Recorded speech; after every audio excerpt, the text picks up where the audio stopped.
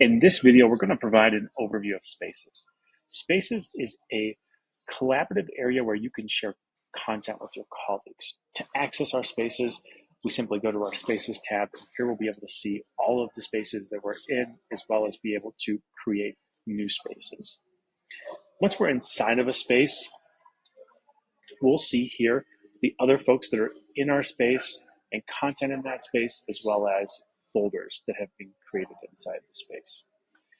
It's very easy to set up a space and add your colleagues to it. You have two options for how you can share this.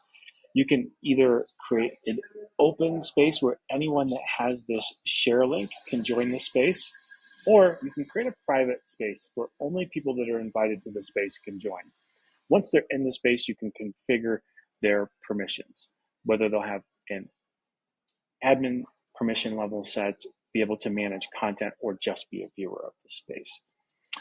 When we're setting up our spaces, we have the ability to add in multiple types of content. So we can add in activities that are created on the Speakable platform, both from your library of creations and from the global library of activities created by other educators.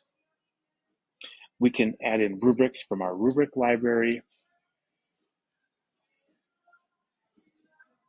And we can also add in other types of content, documents, links, and videos. So when we're creating folders inside of a space, let's say we create a space for just the Spanish educators in our organization. We could set up Spanish 1, Spanish 2, Spanish 3, Spanish 4, AP Spanish folders in here. And inside of each folder, we're able to add in the activities, lesson plans, and rubrics that would be used in that class.